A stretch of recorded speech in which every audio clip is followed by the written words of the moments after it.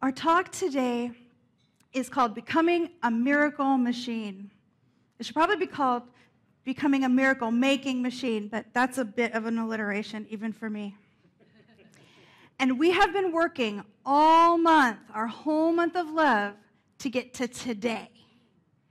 We had to lay the groundwork, you see, to be able to help you understand that you are perfectly poised and positioned to become a miracle-making machine, a miracle worker, a teacher of God, just exactly as you are, right here, right now, in this moment.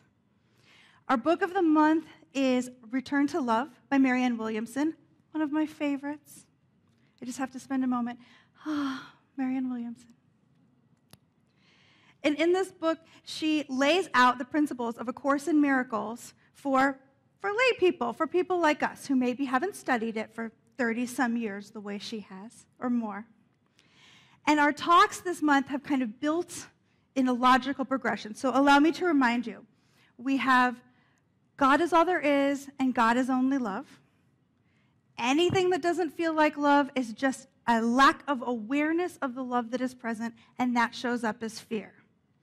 We have remembering that we are not ever separate from that perfection of the divine, that it is right where we are every moment. We couldn't outrun it if we tried. There is no separation from God. And so to love and accept ourselves the way God sees us. And we have, week 3, we had moving from that fearful thinking that we've already learned isn't accurate, isn't true, into the faith-based thinking that allows us to see through the eyes of love. And when we go through that process, we land in miracle-making land. That's who we become. And the important thing to figure out about today's talk, I gave it away in the newsletter article. A miracle is a reasonable thing to ask for. A miracle is a reasonable thing to ask for. I don't buy this story that perhaps you have also heard, that miracles are this thing that used to happen a gajillion years ago when there were old people with beards and giants, and God would come, the bush, remember the burning bush, and God would speak, and that was a miracle. And since then, there are no miracles. You've heard that, right?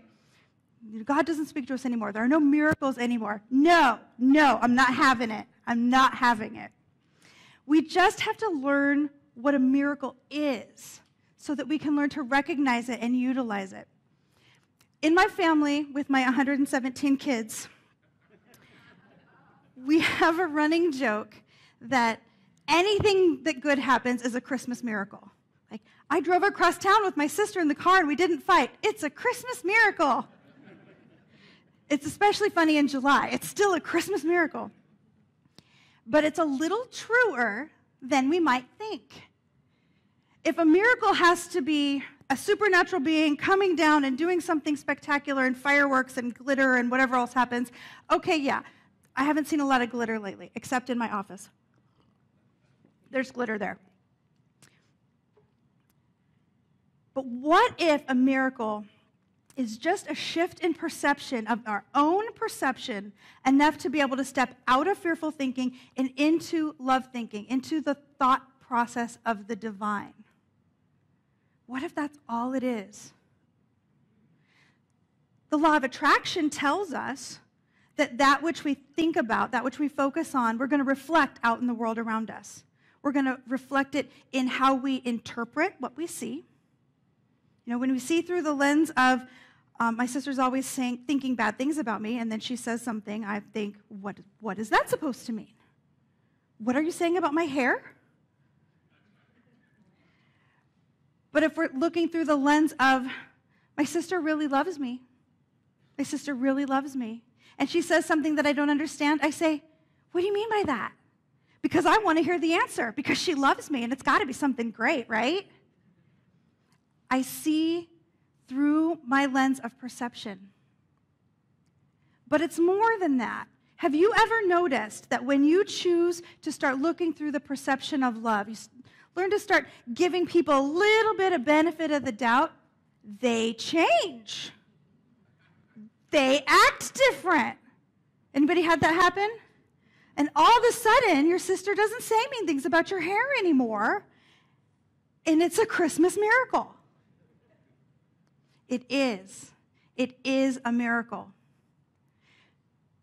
Now, I am all for everything we see as a reflection of what we think. And we see through that reflection what we expect to see. I think that is absolutely true. I've lived it. I've experienced it. And that doesn't mean that the bigger miracles don't happen. God transcends the laws of physics. God transcends the laws of time and space. God made them. It doesn't have to follow them. If I made a law, I wouldn't make myself follow it. It's not just in our minds. It actually changes out there. And so, when we're clear on what a miracle is, we have a job. You have a job. You have a job. We are called to join the spiritual underground as miracle-making machines. Now, I don't encourage you to go to work tomorrow and tell your friends that. They might think you're kooky. I mean, if we were in Nazi Germany, we wouldn't walk right up and say, "Hey, nice to meet you, Jacques, French Resistance." But resist they did. And miracle make we will. We have a mission to save the world through the power of love. The world needs healing desperately, like a world with a broken wing. People know this, and millions have prayed. God heard us. He sent help. He sent you. He sent me. He sent this room.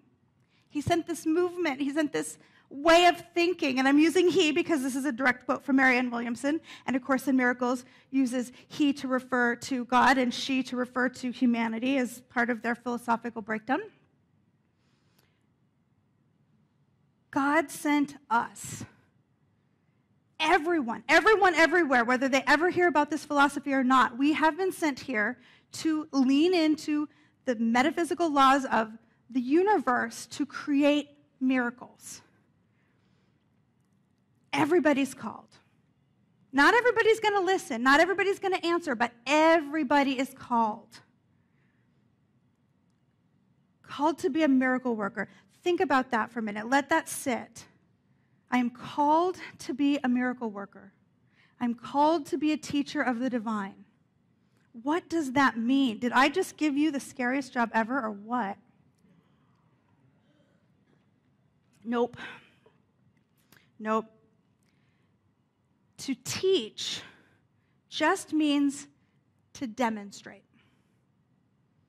To be a teacher of God just means to show up to the very best of our ability in that moment, acting from the place of thinking with the heart of God. It means assuming the better option when we're trying to figure out what somebody means or wants. It means believing that at the center of their being, everyone is good. Everyone. Everyone. No exceptions. Whatever the exception you're thinking of in your head right now, yep, them too. Yep, the second exception that came up, that too. Serial killers, murderers, terrorists, child abusers. You're not going to sway me from this point. Everyone at the center of their being, before fear got a hold of them, before the lies of the world got a hold of them, they're good. And that goodness, that divineness cannot be squelched. It cannot be broken. It cannot be destroyed. It can be ignored. It can be lied about, but it cannot be destroyed. God cannot be destroyed. There's nothing human that can wipe out the divine. So I'm sorry, you're stuck with it. You got God in you. There's nothing you can do about it. The good news is God is all there is, so you exist. Yay. So all we have to do to be a miracle worker is to ask ourselves over and over and over and over and over and over and over, are my thoughts aligned with God? Is my opinion about this aligned with God? Is the way I'm approaching this situation aligned with the divine, with spirit, with the universe? Whatever word you want, I don't care. Call him Harold. Call her Janine. Is the way I'm thinking about my sister aligned with divine Janine? Allah, Buddha, Jesus. Am I aligned with that spiritual principle that is the truth? If I am, then I am inherently demonstrating God thinking. And if I'm not, I'm not. It does not matter how well we try to cover. We think we can, right? We think we can cover up those thoughts and put on a smiley face, and I'm positive. But the energetic truth shines through. Have you ever seen somebody who acts really happy and positive, and when you're around them, you just kind of get a feeling? Jim has. Energetics win out. We can feel each other more than we can see or hear each other. That's why body language is more important in communication than what actually gets said. Tone of voice, the energy of the conversation. So it's our job to show up aligned with God as much as possible. And for me, when I'm in conflict, the best question to ask to get myself back in alignment is, would I rather be right or would I rather be happy? Because God thinking means happy for me. And I really like to be right. Y'all know this about me. But not at the expense of happy. I would rather be wrong and be happy. Because needing to be right means you got to make somebody else wrong. And the moment you make someone else wrong, you're making them the other, them, not God, not us, not a part, not home, not mended, not strong, not loving, not good. It's that clean of a line. We're us, right? The minute there's a them, not God.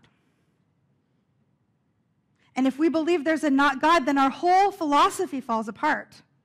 Because rule number one, God is all there is and God is only love. If there's something that's not that, oh, there went our whole philosophy. We're in trouble.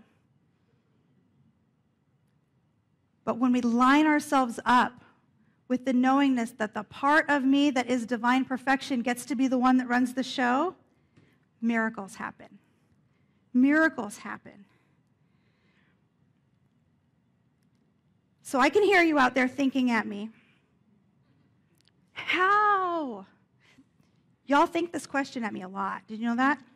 Yeah, but how? How am I going to make this miracle? It's the easiest and hardest thing in the world. Selective remembering. Now, we're all good at this, right? Our spouse asks us, hey, did you get the laundry? I didn't remember you asked me to get the laundry. Selective remembering. It's forgiveness. That's all forgiveness is selective remembering. Deciding to forget the parts that didn't feel loving and remember the parts that did.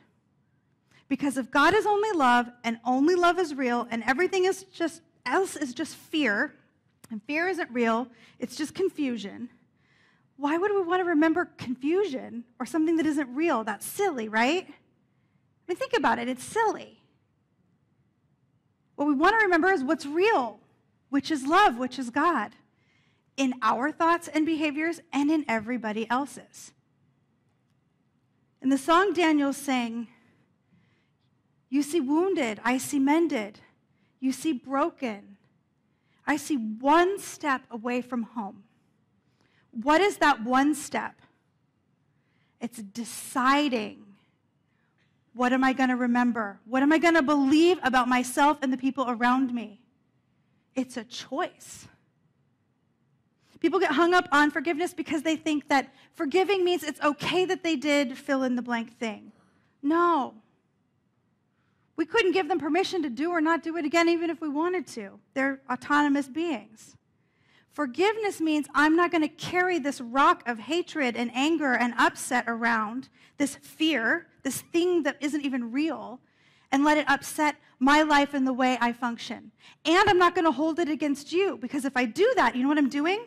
I'm holding you prisoner to the idea that that's all you are, that you are defined by the darkest day of your life forever, because that's what you are. You're a murderer.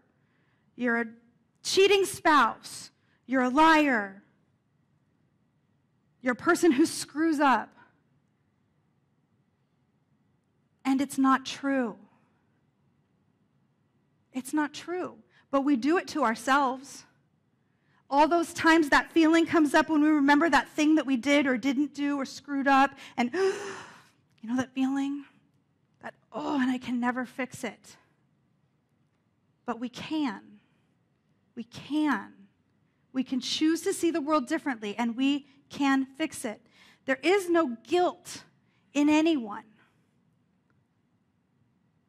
Only love is real.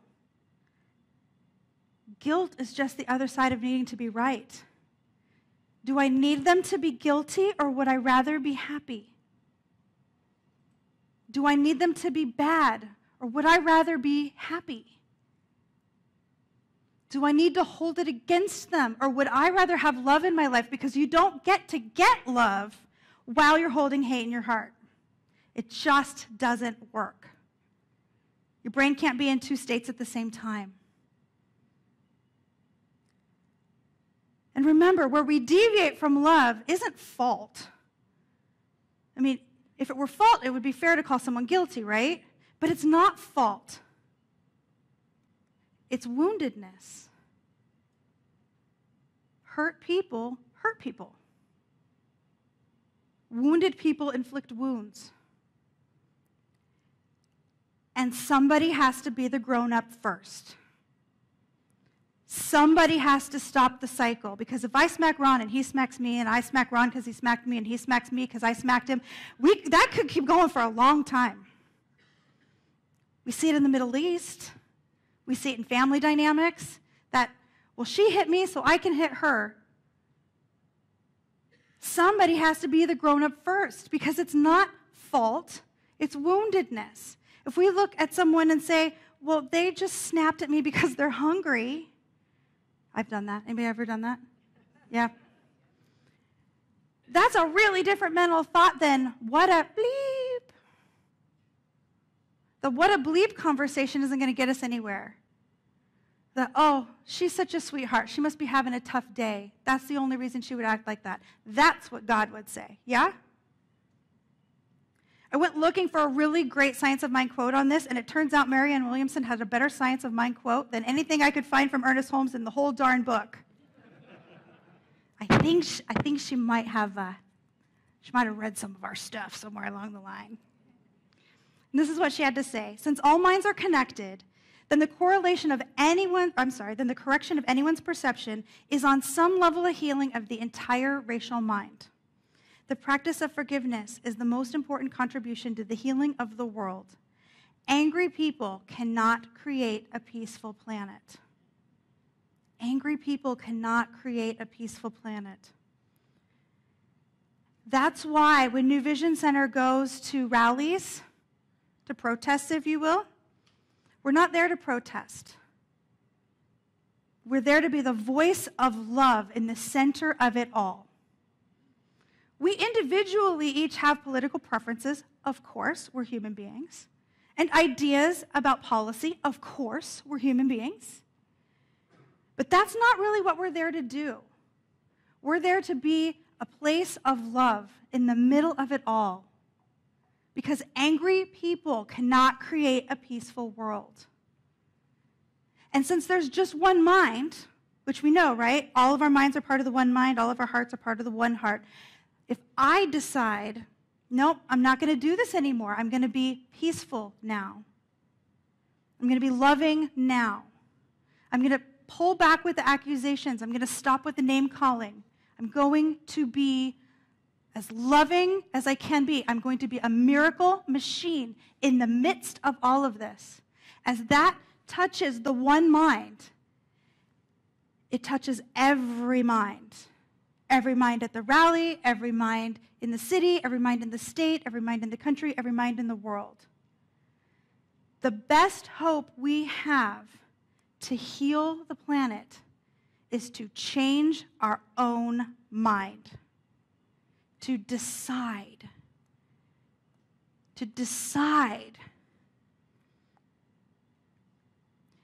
It's about staying in the present moment. The past is gone. It's over. The future isn't here yet. When we're in the present moment, we're at choice. Anything that happened in the past that didn't make us happy wasn't real anyway, right? Because it wasn't coming from love. So why hang on to that?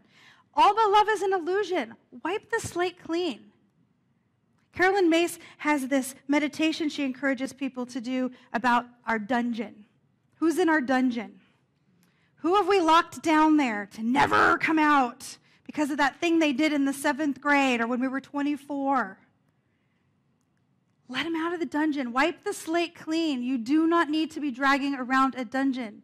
That's not how Spirit works. Would you rather be the dungeon keeper or would you rather be happy?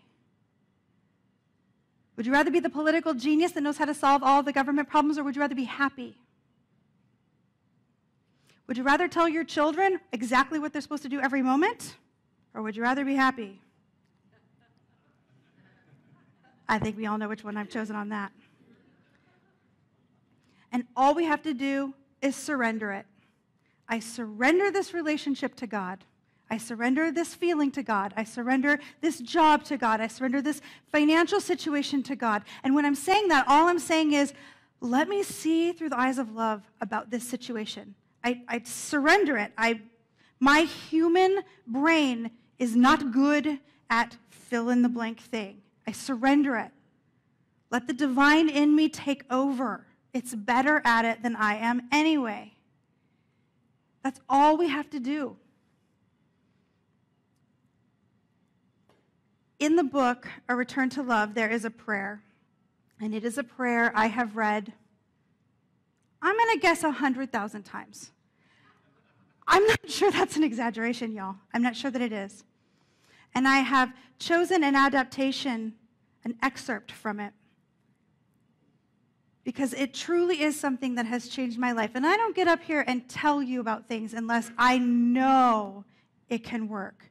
And this is one that really, really changed my life. And it goes like this. I must have decided wrongly because I am not at peace. I made the decision myself, but I can also decide otherwise. I want to decide otherwise because I want to be at peace. I do not feel guilty because Spirit will undo the consequences of my wrong decision if I let it. I choose to let it by allowing it to heal me now. I choose to let it by allowing it to heal me now.